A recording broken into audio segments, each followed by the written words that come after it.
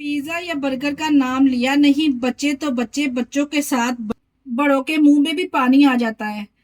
अगर आपके बच्चे भी बर्गर खाने के शौकीन हैं तो बाजार से महंगे दामों ऑर्डर करने की बजाय बर्गर की A1 रेसिपी देने जा रही हूँ। इस तरह से कम चिकन में आप ढेर सारे बर्गर बना के अपनी फैमिली को एंजॉय करवा सकते हैं। माशाल्लाह से देखे जी, लग रहा है ना टेस्टी, देखते ही मुंह में पानी आ जाएगा। और इसकी सबसे अच्छी बात ये है कि इसके अंदर जो हमने पैटीज लगाई है ना, वो आप पैटीज बना के इसको फ्रीज भी कर सकते हैं। बिस्मिल्लाहिर्रहमानिर्रहीम, अस्सलाम वालेकुम। कैसे हैं मेरे प्यारे प्यारे व्यूवर्स? उम्मीद करती हूँ सब खैरियत से होंगे, खुशहाल होंगे, जहां भी रहें खुश रहें, आबाद रहें। ऐसी यूनिक बर्गर की रेसिपी देने लगी हूँ ना आपको कि आपको ऐसा जायका मार्केट से भी नहीं मिलेगा। तो देर किस बात की, जल्दी से रेसिपी स्टार्ट कर लेते हैं। मगर उससे पहले अगर आपको रेसिपी हमारी जरा सी भी अच्छी लगे तो हमारी रेसिपी को लाइक और चैनल को लाजमी सब्सक्राइब कर दिया करें। चलिए जी, फिर मजेदार से इस पैटी बर्गर की रेसिपी को बनाना स्टार्ट करते हैं। चलते हैं रेसिपी की तरफ। Super tasty, super easy chicken chapli kebab burger बनाने के लिए सबसे पहले मैंने यहाँ पे ले लिया है चिकन का कीमा। कीमे को वजन में देखें तो आधा किलो के बराबर है। चिकन का कीमा मैंने घर पर ही चॉपर में तैयार किया है। अगर आप चाहें तो बाजार से भी कीमा इसी तरह से तैयार करवा सकते हैं। इसमें पहले शामिल करेंगे, यहाँ पे मेरे पास 3 बड़ी साइज की प्याज थी जिसको मैंने रफली सा कटिंग करके चॉप करने के बाद इसका जो सारा पानी है रिमूव कर लिया है। प्याज ऐड करने के बाद यहाँ पे मेरे पास 2 बड़ी साइज की टमाटर थी। टमाटर के बीज निकाल कर मैंने इसको बारीक बारीक सा यहाँ पे कटिंग कर लिया है। ये बात का आपने ध्यान रखना है कि जब आपने टमाटर इसमें शामिल करने, इसके बीज नहीं हमने शामिल करने, बीज निकाल के टमाटर हमने शामिल करने हैं। 4 से 5 हरी मिर्चें भी इसमें शामिल कर देंगे फाइनली चॉप करके। अगर आप चाहे तो काट कर भी शामिल कर सकते हैं, मैंने यहाँ पे चॉप करके शामिल की है। साथ के साथ इसमें 1 टेबलस्पून लहसुन अदरक का पेस्ट भी शामिल कर देंगे। अब इस चपली कबाब को चटपटा और करारा बनाने के लिए यहाँ पे मैं पाउडर वाले मसाले ऐड करूंगी, जिसमें 1 टीस्पून हम नमक ऐड करेंगे। 1 टीस्पून नमक बिल्कुल परफेक्ट रहेगा। अगर आप चाहे तो मसालों की जो मिकदार है वो कम और ज्यादा कर सकते हैं अपने टेस्ट के हिसाब से।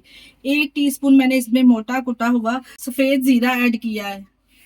1 टीस्पून डालेंगे मोटी कुटी हुई लाल मिर्च, और इसके अलावा 1 टीस्पून इसमें शामिल करेंगे सूखा धनिया, दरदरा सा करके शामिल किया है। हाफ टी स्पून इसमें लाल मिर्च का पाउडर भी शामिल करेंगे। चलिए जी, मिर्च मसाले तो यहाँ पे हो गए। इसमें यहाँ पे अब शामिल करेंगे बाइंडिंग के लिए मैं इसमें 3 टेबलस्पून के बराबर मेरे पास कॉर्नफ्लोर है। अगर आपके पास कॉर्नफ्लोर नहीं है तो आप इसमें चावलों का आटा भी शामिल कर सकते हैं, या फिर उसके अलावा आप बेसन भी शामिल कर सकते हैं।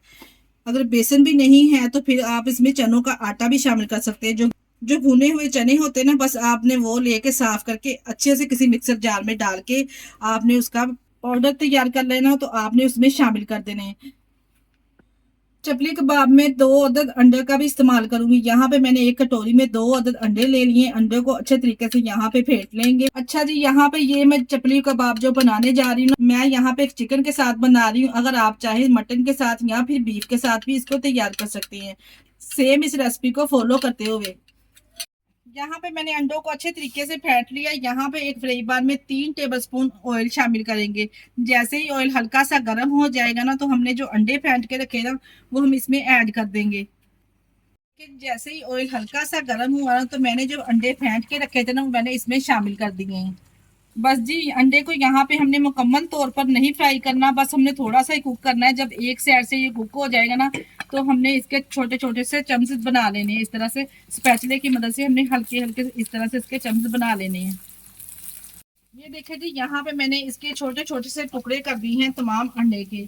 और ये मेन इंग्रेडिएंट्स हैं चपली कबाब में शामिल करने के लिए। और इस अंडे को हम शामिल करेंगे चपली कबाब में। ये लीजिए जी, यहाँ पे मैंने अंडे को छोटे छोटे हिस्सों में डिवाइड कर लिया है, और ये अंडा हम शामिल कर देंगे चपली कबाब के मिक्सर में। तो आज के ये chapli kebab burger budget friendly भी है। तकरीबन 7 से 8 बर्गर तकरीबन आधा किलो कीमे से बड़ी आसानी से तैयार हो जाएंगे। अगर यही बर्गर आप बाजार से ऑर्डर करें तो अंदाजा तो लगाएं कितने महंगे पड़ जाएंगे। तो इससे बेहतर है आप साफ सुथरे तरीके से घर पे बनाएं और अपनी फैमिली को इंजॉय करवाएं। और ये चपली कबाब बहुत ही सॉफ्ट जूसी बनके तैयार होते हैं। आप इस कबाब को बनाकर फ्रीज भी कर सकते हैं तकरीबन 10 दिन के लिए। सारी चीजों को देखे जी मैंने यहाँ पे अच्छे से मिक्स कर लिया है। अगर आप चाहे तो हाथों की मदद से भी इसको अच्छे से मिक्स कर सकते हैं। मैंने यहाँ पे स्पैचुले की मदद से अच्छे से यहाँ पे इसकी मिक्सिंग कर ली है।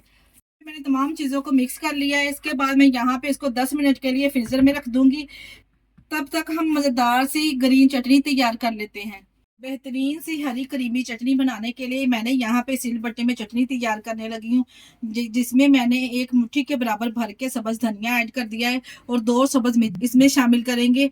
1 टीस्पून नमक इसके साथ शामिल करेंगे और 1 टीस्पून हम इसमें शामिल करेंगे साबुत सफेद जीरा। अगर आप चाहें तो इसमें 2 से 3 लहसुन की कलियां भी शामिल कर सकते हैं, जो मेरे पास मौजूद नहीं था तो मैंने यहाँ पे नहीं शामिल की। इस तरह से आप सिलबट्टे में चटनी बनाएंगे ना, इस चटनी को आप पराठे के साथ अचार के साथ सर्व कीजिए। यकीन जानिए इतनी टेस्टी और गजब की बनके ये चटनी तैयार होती है कि आप एक की बजाय 2-2 रोटियां खा जाएंगे। ये लीजिए जी, यहाँ पे चटनी को मैंने 1 कप दही में शामिल करके अच्छे से मिक्स कर लिया है।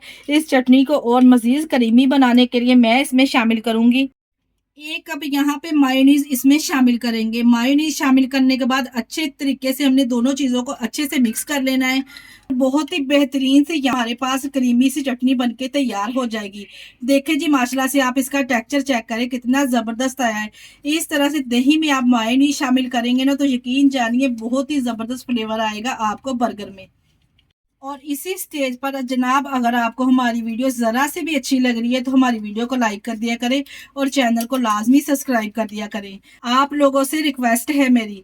चले जी, अच्छे से मिक्स करने के बाद हमारी बेहतरीन सी स्मूथ सी चटनी बनके तैयार है। 10 मिनट के बाद मैंने चिकन को फ्रिज में से इस तरह से निकाल लिया है। अब इसकी पैटीज बनाना तैयार करते हैं, जिसके लिए मैंने किसी भी जार का ना इस तरह से हमने गोल शेप में ढक्कन ले लेना है। आपने ये बात का ज़हन में ध्यान रखना है कि जोन सा भी हमने जार का कैप लेना है ना वो बर्गर बन के हिसाब का लेना है। यहाँ पे मैंने एक कैप ले लिया है। यहाँ पे हम एक शॉपर लेंगे। इस तरह से कैप को शॉपर के अंदर हम इस तरह से डालेंगे और ब्रश की मदद से हमने यहाँ पे इसके ऊपर ऑयल ग्रीस कर लेना है इस तरह से, या हाथ की मदद से भी आप लगा सकते हैं। यहाँ पे ब्रश की मदद से इस तरह से ऑयल ग्रीस करेंगे और थोड़ा सा बैटर इस तरह से हाथों में लेंगे और इसमें अच्छे से प्रेस कर देंगे। इस तरह से हमने इसके कैप में मटेरियल को डाल लेना है। हाथों पे ऑयल ग्रीस कर लेंगे ताकि हमारे हाथों पे इस तरह से बैटर चिपके नहीं। और हल्के हाथों से यहाँ पे देखे जी हम प्रेस करेंगे ना तो बेहतरीन सी शेप बन जाएगी पैटीज की। देखे जी, है ना आसान सा तरीका ये पैटी बनाने का। इसी तरह से थोड़ा थोड़ा बैटर इस तरह से कैप में हम डालते जाएंगे और बिल्कुल एक जैसी हम इस तरह से पैटीज तमाम तैयार कर लेंगे। आज आप लोगों के साथ एकदम परफेक्ट पैटीज की रेसिपी शेयर कर रही हूँ।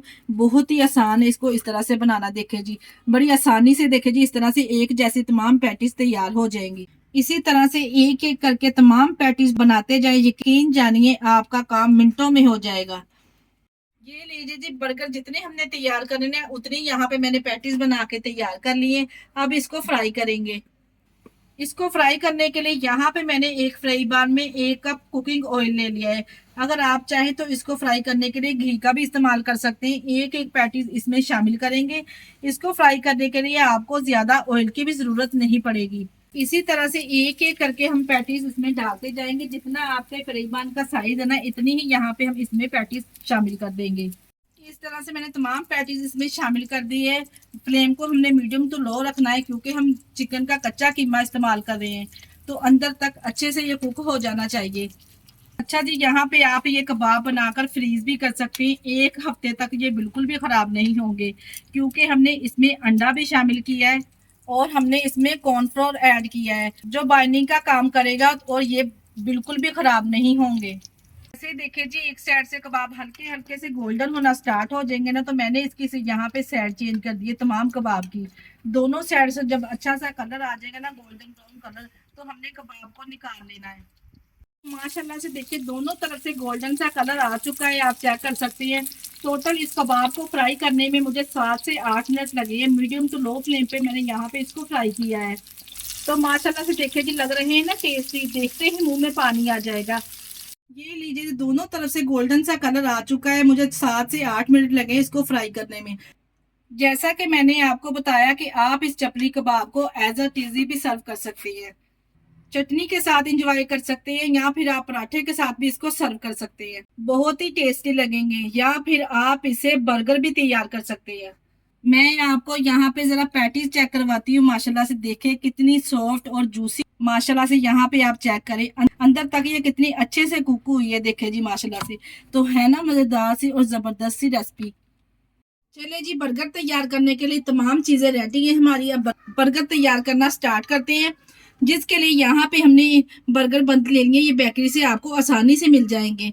भर भर के सबसे पहले हम इसके ऊपर ग्रीन चटनी तैयार की थी, भर भर के लगाएंगे, इससे बर्गर बड़ा जूसी और लजीज बन के तैयार होगा।